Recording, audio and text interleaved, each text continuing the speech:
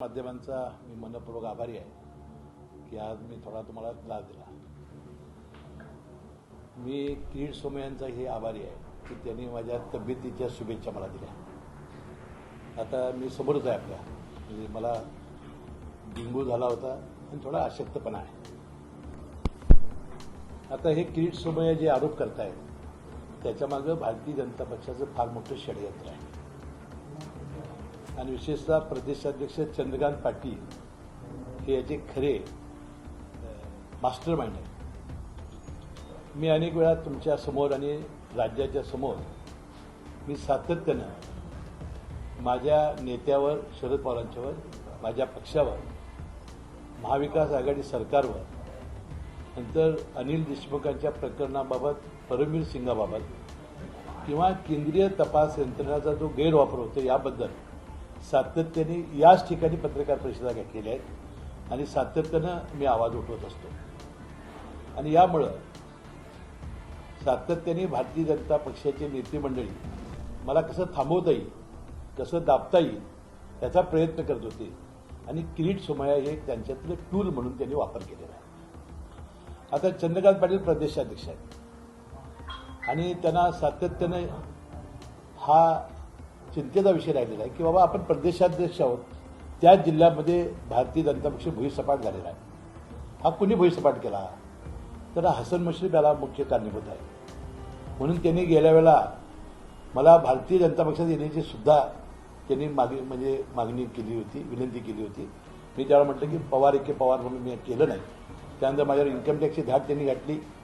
विधानसभेच्या निवडणुकीपूर्वी हे कारस्थान त्यांनी केलं आणि आता त्यांना वाटते की महाविकास आघाडी ही जिल्ह्यातली इतकी प्रबळ झालेली आहे, विशेषतः पश्चिम महाराष्ट्रामध्ये, की 10 वर्षात भारतीय जनता पक्षाला आता कुठलाही म्हणजे त्याच्यासमोर यश दिसत नाही.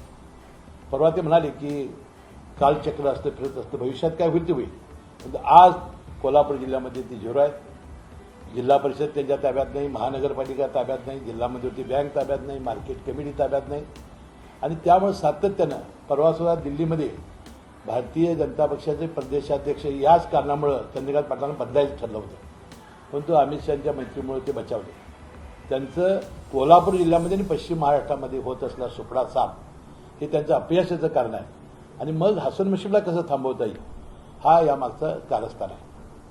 दुसरा विषय, किरीट सोमय्या सातत्याने सांगतात मी ही कागद काढतो आणि मी देवेंद्र फडणवीसकडे घेऊन जातो आणि देवेंद्र फडणवीस सांगतात त्यांचं काढतो. म्हणजे देवेंद्र फडणवीसांनी यासाठी माझं नाव घेतलं असावं हा एक म्हणजे स्पष्ट त्यांनीच सांगितलं की बा ते सांगतात त्याप्रमाणे मी करतो. आता विषय 2 आहे की चंद्रकांत पाटील यांनी पुरुषार्थाप्रमाणे लढावं. असं कुणाचा तरी वापर करून, बदनामी करून, माझ्या कुटुंबियाची बदनामी करून त्यांना काही मिळणार नाही. सगळे हे आरोप खोटे आहेत, बिनबुडाचे आहेत. आणि त्याच वेळेला मी त्याचा निषेध केला होता आणि 100 कोटी रुपयेच्या फौजदारी अब्रू नुकसानीचा दावा करायचं मी ठरवलेला आहे आणि ते मला दावा तयार होत आलेला आहे. पण आज त्यांनी जो दुसरा घोटाळा म्हणतात त्याला, तर त्यांनी आज आरोप केला तो तर इतका बिनबुडाचा, इतका खोटा. मला वाटते की किरीट सोमय्यांची सीएची पदवी मी मागच्या वेळा सांगितलं होतं ही खरीच पदवी आहे का काय, मला एक शंका आहे. मला अनेकांनी जाणकारांनी सांगितलं. कारण आजचा जो त्यांनी आरोप केलेला आहे तो इतका खोटा आहे, त्यांनी अजूनही अभ्यास करावा. मला त्यांना एकदा सांगायचं आहे की एकदा मी तुमच्याकडे सीए पाठवतो आणि जे 2 माझ्यावर आरोप केले आहेत ते जर तुमच्या लक्षात आले तर लक्षात येईल की हसन मुश्रीफ हा कसा माणूस आहे. तुम्हाला एकच मला सांगायचं आहे की त्यांनी माझी राजकीय, मला भारतीय जनता पक्षाचे अनेक माझे मित्र आहेत ते सांगतायत की आम्ही सांगत होतो की तू हसन मुश्रीफला काढू नकोस, कारण हसन मुश्रीफ हा तसा माणूस नाही. हा समाजाशी जोडला गेलेला, गोरगरीब सर्वसामान्य दिलदर्द्याची सेवा करून वर आलेला आहे. आणि जी संधी मला मिळाली त्यामध्ये गरीब आणि सामान्य माणूस, आणि त्यामुळे लाखो लोक हे माझे जे जुळले गेले आहेत, जीवाभावाचे आहेत आणि जीवाला जीव देणारे कार्यकर्ते तयार झालेले आहेत. आता त्यांनी आज जो आरोप केला तर त्याच्याबद्दल तर त्यांनी माफी मागितलीच पाहिजे. आता आप्पासाहेब नलवडे सहकारी साखर कारखान्याचा 100 कोटीचा घोटाळा असं त्यांनी आज आरोप पहिला केला. त्यात ब्रिक्स इंडिया प्रायव्हेट लिमिटेड या कंपनीचा माझ्या जावयाचा सुतराम संबंध नाही.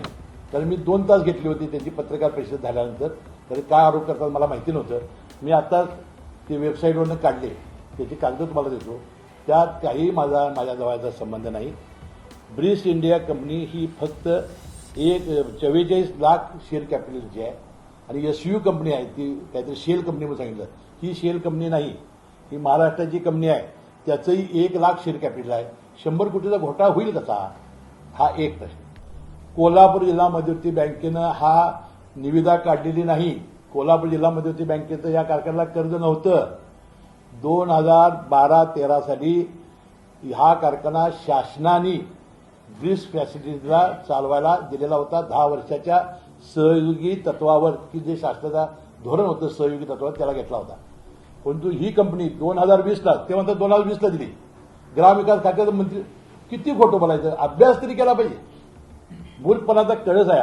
2020ला ही कंपनी सोडली त्या कंपनीनं, कारण 2 वर्ष आधीच 10 वर्षासाठी घेतला होता 43 कोटीला.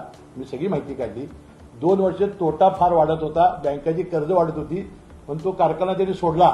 कारखाना सोडल्याची ऑर्डर माझ्याकडे आहे. हायकोर्टमध्ये ती कंपनी गेली होती, संस्था, त्यांच्यात वाद चालू होता, त्याची हायकोर्टची ऑर्डर माझ्याकडे आहे. म्हणजे 2020ला कारखाना घेतलेला नाही. 2012-13ला या कंपनीनं 10 वर्षासाठी महाराष्ट्र शासनाच्या परवानगीनं सहयोगी तत्वावर घेतलेला होता. 2 वर्ष आधी फार मोठा त्याला तोटा येत होता, बँकेची कर्ज वाढत होती, म्हणून 2 वर्ष आधीच नुकसान सोसून त्यांनी कारखाना त्या संस्थेच्या संचालक मंडळाच्या ताब्यात दिलेला आहे. आज ती संचालक मंडळ कारखाना चालवतोय. आणि मी त्या मतदारसंघाचा आमदार होतो. मला माहिती होतं की त्यावेळेला त्या कारखान्याच्या कामगारांचे 18 महिने पगार थकलेले होते. तिथल्या कामगारांच्या बायका या मजुरीला जात होत्या. म्हणून आमदार म्हणून मीच पुढाकार त्या सहयोगी तत्वावर चालण्यासाठी घेतलेला होता. त्या कंपनीशी माझा सुतराम संबंध नाही. जिल्हा मध्यवर्ती बँकेनं हा कारखाना काय ते अपारदर्शक बिडिंग केलं असं काहीतरी त्यांचं म्हणलं. त्यांनी काढलाच नाही, तर तो दिला शासनानं सहयोगी तत्वावर. म्हणजे एक ही शेल कंपनी आहे म्हणतात ती नाही. नंतर या ब्रिक्स इंडिया कंपनी जी आहे त्याचे आज मी काढल्या, त्याचं शेअर कॅपिटल देतोय. त्याला उलट 75 कोटी तोटा आहे त्या कंपनीला. मला वाटते जर याची चौकशी केली तर मला वाटते तो तोटा किरीट सोमय्याने भरून द्यावा. आणि जर त्यांनी नितीन गडकरी साहेबांचं मार्गदर्शन घेतलं असतं या कारखानदारीवर बोलायला, म्हणजे बोलताना, तर मला वाटतं चांगलं मार्गदर्शन त्यांना लागलं असतं. कारण स्फूर्ती कारखाना त्यांनी काढला, स्फूर्ती, त्यावेळेस असेच प्रॉब्लेम तयार झाले होते. आणि त्यावेळेला नितीन गडकरी साहेब म्हणाले होते की कारखाना साखर काढणं म्हणजे आम्ही पूर्वजन्मी पाप केले का काय, असं ते वाक्य बोलले होते. मला वाटतं ते मार्गदर्शन त्यांना मिळालं असतं बरं झालं असतं. म्हणजे यासाठी आता मला 100 कोटीचा पहिला आणि हा 50 कोटीचा दुसरा असा फौजदारी दावा मी दाखल करणार आहे. म्हणजे याच्याशी काही संबंध नाही. आणि मी त्या सरसेनापती संताजी घोरपडे कारखान्यामध्ये त्यावेळेस त्याच वेळा खुलासा केला होता. मी काय खुलासा केला होता की बाबा ही इन्कम टॅक्सचं झाड गाठलेली आहे, सगळी कागदपत्र त्यांनी आमची जप्त केलेली आहे, आमच्या कुटुंबियाचा कुठेही म्हणजे याच्यामध्ये संबंध आलेला नाही, आणि जी आहेत ती आम्ही उत्तर त्याला दिलेली आहेत. आता त्याबद्दल ते ईडीकडे जात आहेत, ह्याच्याकडे जात आहेत. मला त्यांना एक प्रश्न विचारायचा आहे. तुम्ही एकदा सगळीकडे दिलाय ना, त्या संस्था तपासणी करतील की तुम्ही जाऊन पर्यटन करायला कशाला जाता त्या तिथं जाऊन, म्हणजे उद्देश काय, आणि हा अधिकार कोणी दिला? तुरुंगात टाकणार, घोटाळेबाज. मला वाटतं ह्याच आक्षेपावर मी हायकोर्टात जाणार आहे, हे वाक्य त्यांना बंद करण्यासाठी. ही न्यायाधीश झाली काय? हे कोण आहेत? तक्रार करायला, तुम्हाला तक्रार करण्याचं कारण तुम्हाला एजंट म्हणून नेमल्यानंतर सुपारी दिल्यानंतर तुम्ही काम करा ना. तुम्ही घोटाळेबाज, तुरुंगात पाठवणार अशी बदनामीकारी वक्तव्य कशी करता? तुम्ही न्यायाधीश झाला काय? त्या चौकशी करणाऱ्या कंपन्या चौकशी करून देत ना काय करायचं ते. आणि पूर्णपणानं, कारण मी 17 वर्ष मंत्री आहे आणि 3 वर्षानं 20 वर्ष होणारच आहेत. महाविकास विकास आघाडी आणि पुढे 10 वर्ष जाणार आहे. मला पुन्हा निवडून आलं की मला 30 वर्ष होतील मंत्रिपदाला. एवढ्या काळामध्ये माझ्यावर एकही आरोप झालेला नाही, माझ्यावर एकही दबक्या आवाजात चर्चा झालेली नाही कुठल्या याची. मी अतिशय प्रामाणिकपणानं काम केलेलं आहे. ज्या कामामध्ये मला सत्तेची संधी मिळाली तिथं सामान्य माणसासाठी काम करण्याचा मी प्रयत्न केलेला आहे. जसं भारतीय जनता पक्षाच्या काळात चिक्की घोटाळा झाला, प्रकाश मेहताचा गृहनिर्माण घोटाळा झाला, जमिनीचे घोटाळे झाले, तसे घोटाळे अद्याप कुठलेही आमच्या नावावर नाहीत. एवढे घोटाळे झाले तर त्यांनी आता मंगलप्रसाद लोढा येत आहेत, त्यांच्या काढावं ना, भरपूर टॅक्स चुकला असेल त्यांनी जे साखर कारखाने आता नवीन भारतीय जनता पक्षाची मित्रमंडळी सांगत होती त्यांना, वा हसन मुश्रीफ त्यातला तसा नाही म्हणून. तर या चंद्रकांत पाटलाच्या प्रेशरमुळं, चंद्रकांत पाटलाच्या आग्रहाखातरामुळं हे बदनाम करण्याचं मला आणि माझ्या कुटुंबियाचं हे कारस्थान हे काही यशस्वी होणार नाही. तर तुम्ही म्हणालात की भाजपमध्ये यायची ऑफर दिली होती, कोणी ऑफर दिली होती आणि ते न आल्यामुळे तुमच्यावरती अशा पद्धतीनं आरोप झाले? हा एक चंद्रकांत पाटलांनी जेव्हा मला ऑफर दिली होती ते पेपर आलेला आहे. तेव्हा पवार एक पवार मी म्हणालो, नंतर इन्कम टॅक्सची झाड पडली, हे तुम्हाला सगळ्याला माहिती आहे. सर, पण आज शिवसेनेने असं म्हटलंय की ही जी कारवाई झाली त्याचा आमच्याशी संबंध गृह खात्याने केला, म्हणजे कुठेतरी शिवसेना आता दूर होते का यापासून? नाही, असं आम्ही एकदम फिविकल ना, ते घ्यालच नाही का ती सिमेंटची बाटे बघा, हे क्यों नहीं दीवार तुटती, तो ये सिमेंटची बनी आहे याची. आणि कुठलंही काही झालं तरी नाही काय तुम्ही 5-10 वर्ष काळजी तुला पवार साहेब. महाविकास आघाडीच्या कोणत्या नेत्यांना सांगितलं की आता गप्पा बसून चालणार नाही, स्वतः तुमच्या परीने पण काहीतरी? नाही, मी मंत्रिमंडळ बैठकीत बोलतो ना. हे आता असं किती म्हणजे उगाच विनाकारण आरोप करत जायचं, बदनाम करत जायचं आणि विनाकारण कुटुंबियांना वगैरे किती त्रास होतो मानसिक, हे असं बरोबर नाही. सर, त्यांनी सांगितलं की आता ते जरंडेश्वर कारखान्यात देखील जाणार आहेत, अजित पवारांच्या मागे जाणार, रश्मी ठाकरे यांच्या बंगल्यावर पण जाणार. हे बघा, जरंडेश्वर कारखाना एक आदर्श कारखाना अजित पवारांनी म्हणजे त्यांच्या नातेवाईकांनी चाललेला आहे. कारखाना कसा असावा, तो माझाही कारखाना, मी आता पत्र काढले तुम्हाला. मी ते येणार म्हणून मी सांगितलं तर तुम्ही आलाच आहात तर तुम्ही कारखाना आतनं जाऊन बघा. अद्भुत कारखाना आहे. खाली ऊस गाळा जातो आणि वरती साखर काढली जाते, कारण त्या अंतराच्या याच्यामुळे आम्हाला तिथंच कारखाना काढावा लागला. आणि त्यावेळेस मी परत सांगितलं होतं का कारखाना काढावा लागला. तेव्हा मी शाहू कारखान्याचा संस्थापक सदस्य होतो, हमीदवाडा कारखान्याचा संस्थापक सदस्य होतो. बदलत्या राजकारणाला राहता आलं नाही, म्हणून आपल्या शेतकऱ्यांना आणि आपल्या लोकांना न्याय मिळण्यासाठी आपल्याला कारखाना काढावा लागला. त्याच वेळेला सहकारी कारखान्यावर बंदी आली होती, सहकारी नोंदणी बंद झाली होती, भाग वाढवून बंद झालं होतं, म्हणून आपण पब्लिक लिमिटेड कारखाना काढला. आणि या कारखान्यामध्ये 60,000 लोकांनी पैसे दिलेले आहेत. मी ते सांगतो मग किरीट सोमयला सातत्याने, ही काय माहिती घ्या आधी. हे सेल कंपन्या, हे कंपनी, अहो त्या 12 साली काय कंपन्याचे पैसे काय आले असते, तेव्हा ते कंपन्या चालू होत्या. आता 19ला सेल काढल्या त्या कंपनीने. आपले सगळे ते जे काय द्यायचं ते दिलेलं आहे ना आम्ही. मी काय म्हणतोय की 10 वर्षापूर्वीची गोष्ट, कर्ज फेड झाल्यानंतर काय आरोप आमच्यावर दुसरे होऊ शकत नाही. आम्ही काय कशा सापडलं नाही ना, म्हणून कारखाना अरे ते कर्ज फिटलं 10 वर्षापूर्वीची गोष्ट आहे ही प्रसार माध्यमांनी आधी लक्षात घेतली पाहिजे. पण तुमच्या जावयांचं त्यांनी नाव घेतलं. मी आज सांगितलं ना, माझा आणि जावयाचा कोणताही संबंध नाही म्हणून. आता खोटंच बोलायचं असेल, रिटूनच बोलायचं असेल, मग त्याला काय करूया आपण. आता माझ्या पत्नीचे शेअर्स 3 लाख आहेत म्हणाले, 3 लाख शेअर्स, म्हणजे किती चुकीच्या बातम्या, चुकीचं किती वक्तव्य. मी त्या किरीटसोबांना सांगेन, तुम्हालाही मुलं बाळ आहेत, अशा पद्धतीनं चुकीची वक्तव्य करू नका. नवरत्न नावाची एक कंपनी आहे जी अस्तित्वातच नाही आणि त्यावर पैसे आले असं कुठलं नवरत्न नावाची एक कंपनी आहे. नाही, त्याच्याबद्दल जे काही इन्कम टॅक्स हे घातलेले आहेत त्यात सगळी उत्तर दिलेली आहेत ना आपण. ती प्रत्येकाची उत्तरं आज मेरिटनं आपण देत बसलेलो नाही. आपण म्हणतो की त्याची चौकशी झालेली आहे, संपूर्णपणानं झालेली आहे. 2.5 वर्ष झाली त्या धाडीला. काल ज्या पद्धतीनं जिल्हाधिकाऱ्यांनी त्यांच्या संदर्भात नोटीस काढली, त्याला तुम्हाला कल्पना होती का की पालकमंत्री तुम्ही तिथे आहात? पालकमंत्री मी नाही, मी नगरला आहे. तुम्ही कोल्हापूरचे आहात, पण कुठेतरी असं चर्चा आहे की कुठेतरी किरीट सोमय्या हे आरोप करतायत, त्यांना दाबण्यासाठी अशा पद्धतीने. नाही, आरोप बघा, त्यांनी आरोप केलेलाच आहे ना आणि ते जाणारच आहे. सवाल काय फक्त आरोप करायचे आणि पर्यटनाला जायचं, त्याच्यापेक्षा तिथं त्यांना माहिती नाही जीवाभावाची माणसं काही उलट काय करू शकतील ना. ही मला वाटते प्रशासनाने घेतला निर्णय असावा असं मला वाटतं. कारण मी तर पत्रक काढलं तर की तुम्ही या, आलाच आहात तर ही सगळी माहिती घ्या. भारतीय जनता पक्षाची का वाताहत झाली जिल्ह्यामध्ये, कशा पद्धतीनं माझं काम काय आहे, सगळ्या लोकांना भेटा तुम्ही, म्हणजे तुम्हाला लक्षात येईल की हसन मुश्रीफ ही काय चीज आहे. कुठेच काही घोटाळा नाहीये किंवा कुठेच काही घोळ नाहीये किंवा ब्रिक्समध्ये तुमचं आणि तुमच्या जावयांचं नाही तुम्ही म्हणताय नाव, मग तरी किरीट सोमय्यांना तिथे जाण्यापासून का अडवण्यात आलं? नाही, अडवलं आम्ही कुठं अडवलं. माझं बघा, मी तर माझा तर प्रश्न नाही. आता प्रशासनाने कायदा सुव्यवस्थेसाठी काय केलं असेल तर मला कशी माहिती असतात ती. हा निव्वळ कलेक्टर डीएसपी यांनी घेतला. कारण काल रात्रीपर्यंत मला जे ऑर्डरमध्ये वाचलं त्यांच्या की रात्रीपर्यंत आपले गणपती विसर्जनचे कार्यक्रम होते, सकाळी सगळीकडे आमचे 43,000 लोक कागदाला जमणार होते आणि त्यांना वाटलं असेल की बाबा काहीतरी धोका होईल त्याच्या जीवाला.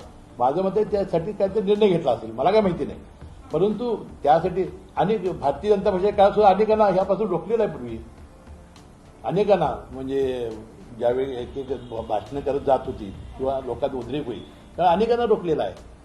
हा रोखला आणि त्यांनी यावं ना. त्यांना मीच एकदा निमंत्रण देतो. कारखाना बघवतो मी स्वतः त्यांना भेटून कारखाना दाखवतो. ते काय फिर्याद येणार ते द्यायला होते ते दिली आहे सगळी त्यांनी खुट्टी दिलेलीच आहे.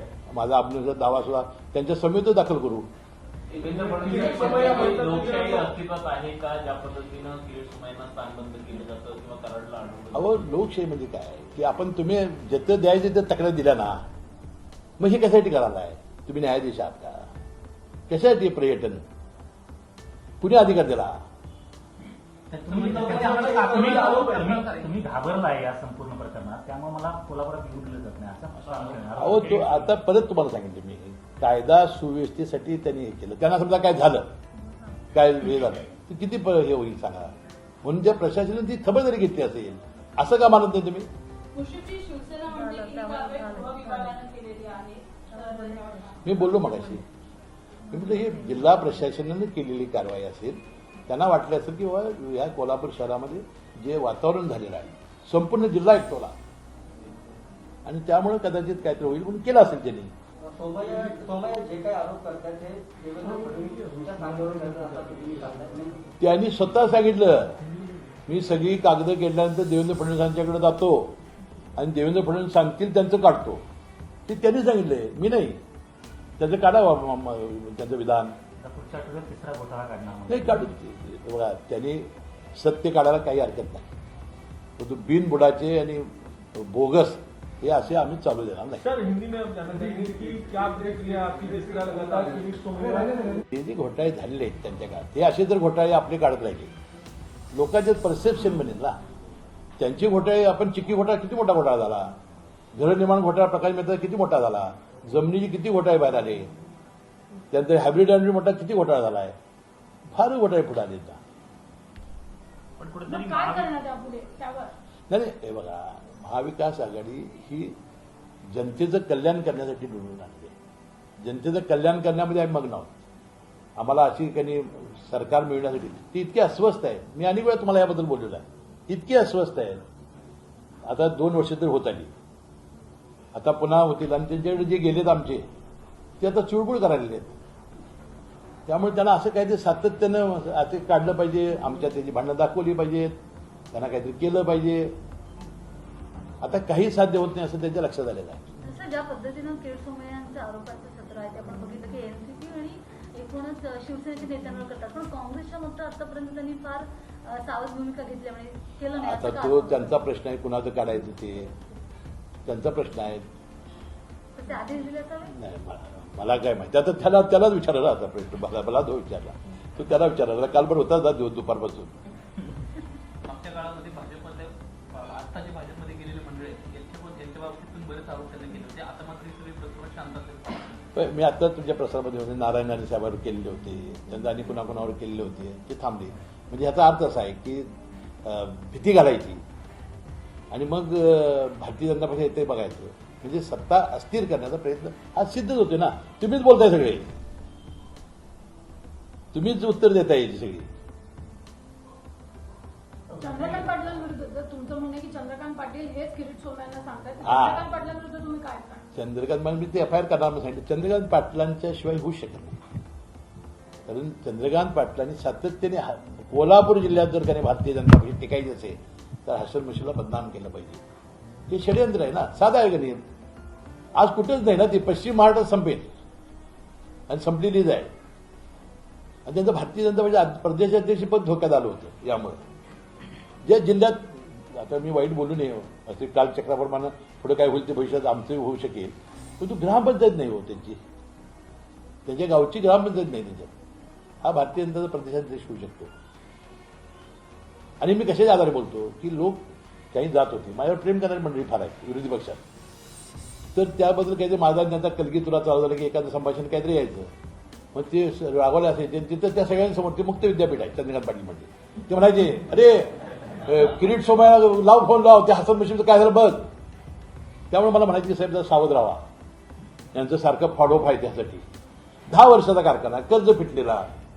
हसन मुश्रीफ कशाच सापडत नाही. मग हा सारखा बोलतोय तरी. मग वेबसाईटवर ही 2300 का 4000 पानं मिळतील तुमच्या. म्हणजे आरोशी जरी गेला तर 3200 4,000 पानं मिळतील आणि हे घ्या पुरावे. असं मी आपण करू घ्या आता हे घ्या पुढे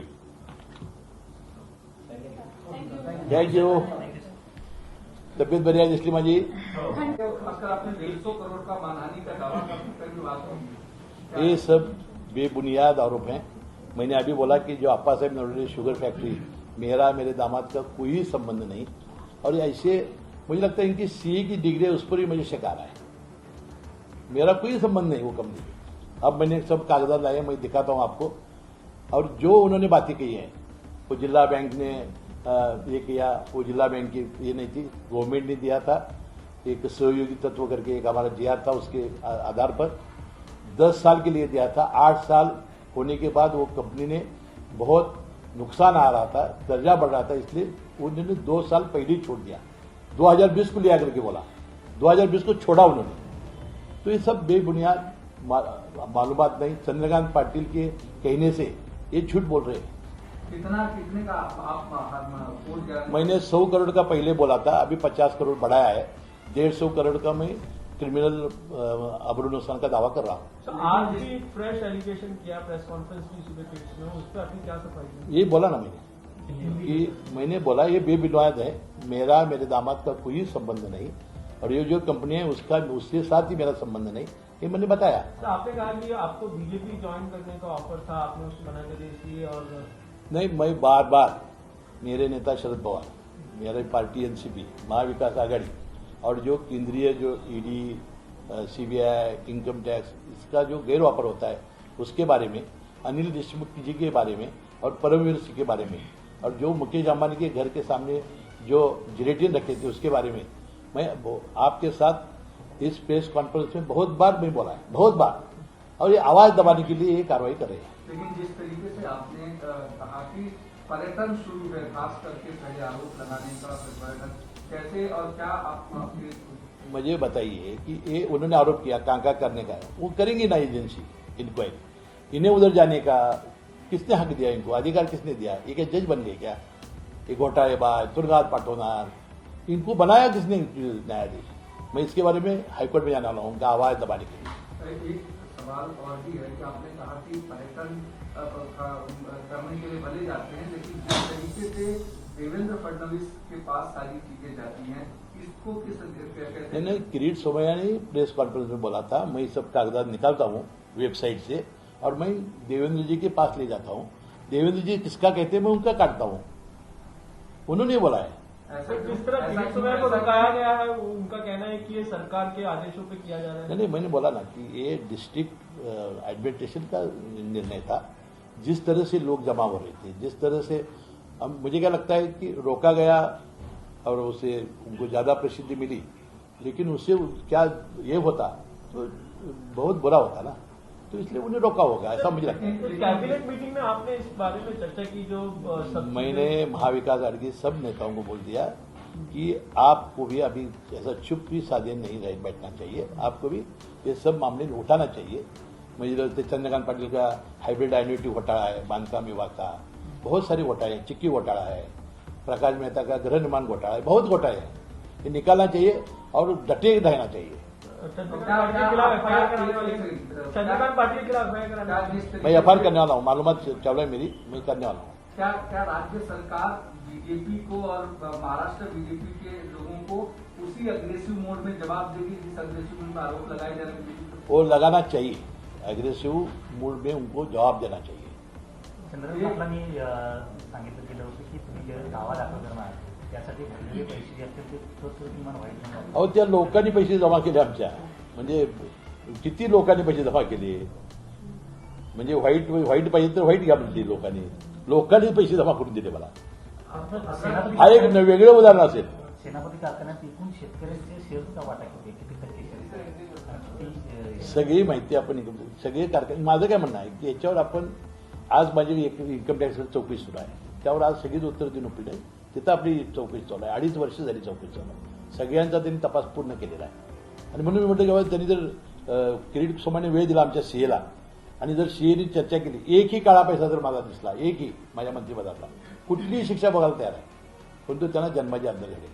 लेकिन जिस तरीके से बीजेपी कह रही है कि अगर किरीट सोमैया को वहां जाने से रोका गया तो पूरी बीजेपी कोल्हापुर जाएगी, इस तरीके का जो नहीं नहीं, वो करने की जरूरत नहीं ना, मैं खुद ही लेकर जाऊंगा उनको. सर तुम्ही आता म्हटलं की महाविकास आघाडी सरकारने आक्रमकपणे उत्तर दिलं पाहिजे. महाविकास आघाडी सरकार कसं उत्तर देणार? म्हणजे तुम्ही म्हणलं चंद्रकांत पाटील एफआयआर दाखल करणार. सरसेनापती कारखान्याबाबत त्यांना प्रश्न एक उपस्थित केला आहे की एकही शेतकरी असतात त्यामध्ये एकही शेतकरी नाही असं त्यांचं म्हणणं आहे. तेच मी ते सांगतोय, 60,000 शेतकरी कसे आले हे त्यांना शिए भेटलं तर सांगेन ना मी कसे आले त्या. चौकशी झालेली आहे ती, सगळ्या शेतकऱ्यांना बोलवून त्याची चौकशी झालेली आहे. आणि काय विचारायचं विचारा, त्यांनी पाटलं का बघा काय. सर हिंदी में हाँ, बोला. आपसे जानना चाहेंगे किरीट सोमैया ने जो आरोप लगाए हैं त्यांच्यावर भारतीय जनता पार्टी त्यांची काढावी कागदपत्र, किंवा भारतीय जनता पक्षाचे जे वोट ते काढावेत ना सगळे, म्हणजे एक इम्पार्शल म्हणून त्यांची प्रतिमा होईल. हे भारतीय जनता पक्षाचं एक हत्यार म्हणून याचा वापर करतायत आणि महाविकास आघाडीला अस्थिर करण्याचा प्रयत्न ते सातत्याने करतायत. हे साध्य होणार नाही आणि आमचा काय आवाज दबणार नाही जोपर्यंत माझ्या पक्षावर. आता पवार साहेबांचा काय संबंध आहे? शरद पवार साहेबांचं नाव ते घेता याची लायकी आहे काय? उद्धव ठाकरेंचं नाव घेता येत सातत्याने. मला वाटतं हे बोलण्यासाठी मला उच्च न्यायालयात जावं लागेल आणि हे बोलण्यापासून त्यांना रोखावं लागेल, कारण यामुळे हे फार हे झालेलं आहे. अशी परिस्थिती होणं बरोबर नाही. जे योग्य येतं माझ्याकडे विशेष सहाय्यक खातात, त्यामध्ये 4 घटकांना मी न्याय देण्याचा प्रयत्न केला. विधवा भगिनी माझी, परित्यक्त्या भगिनी, अपंग माणसं आणि 65 वर्षावरची म्हातारी माणसं ज्यांना आई वडील वडिलांना मुलं बघत नाहीत त्यांना पेन्शन चालू करणारा मी मंत्री आहे. माझ्याकडे विधी न्याय खातं आलं. या चॅरिटी जे आज दवाखाने आहेत त्यांना व्यवस्थित मार्गावर आणण्याचं काम मी केलं. आज लाखो लोक ऑपरेशन आपण मोफत करून देतो चॅरिटीमधून. हृदयविकार, मेंदू, मणका, कॅन्सर, किडनी, लिव्हर, लाखो रुपये जी जिथं संधी मिळाली. आता कामगार खातं, बांधकाम कामगार मंडळ त्यावेळेला माझ्या काळात तयार झाला. आज त्याला 2 वेळचं आपल्या ज्यावेळा महाविकास आघाडी सरकार आलं त्यावेळा थकबाकीदारी शेतकऱ्यांची कर्जमाफी केली, तसं शिवभोजन थाळी चालू केली आणि आता आपण या बांधकाम कामगारांना मध्यान्ह भोजन 2 वेळचं चालू केलं आहे कोरोना काळात. अशी आपण अनेक कामं केली. म्हणजे माझं म्हणण्याचं काय, हा अभ्यास त्यांनी केला पाहिजे. का बाबा एवढे लोक 30-40,000 लोक जमा होत आहेत, याचा अभ्यास करायला नको. माझं म्हणणं आहे की बाबा याच्यात कसलंही तथ्य नाही.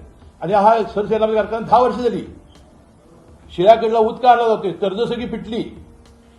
10 वर्षानंतर पुन्हा हा विषय का काढला जातो? म्हणजे याला काय मंत्रिपदात माझं सापडत नाही ना. आता सेनापती आप्पासाहेब नवटे कारखाना त्याचा माझा काय संबंध नाही. आमदार म्हणून मला सहकार्य असेल त्यांना, पण तो आता सुद्धा संचालक मंडळ ताब्यात आहे. 2020ला मुलं मुश्रीफांनी घेतला ग्रामविकास मंत्री झाल्यावर. आणि कसे बेताल आरोप करतात आणि आपण त्याला किती प्रसिद्धी देतो हे फार महत्वाचं आहे. आणि मला वाटतं ह्याच्याबद्दलचं आता हे करणार आहे. आणि चंद्रकांत पाटलांवर मी सांगितलेलं आहे की त्यांनी हायब्रिड अॅन्युइटीमध्ये घोटाळा केला आहे, त्याची मी एफआयआर करणार आहे. आणि मी महाविकास आघाडीच्या सगळ्यांना सांगितलं आहे की आता आपल्याला गप्प बसून चालणार नाही. कदाचित ही सगळ्यांच्यावर अशी परिस्थिती येईल, आपल्याला त्यांचे घोटाळे काढावे लागतील, त्यांना योग्य मार्गावर आणावं लागेल. ठीक आहे, लोकशाही पद्धतीने काय चालायचं ते चालू ना, याच्यापूर्वी चाललेलं नाही, परंतु हे असं चालू देता कामा नये अशी माझी विनंती आहे. आणि म्हणून माझं प्रसारमाध्यम म्हणणं आहे एखाद्या गोष्टीला किती प्रसिद्धी द्यायची.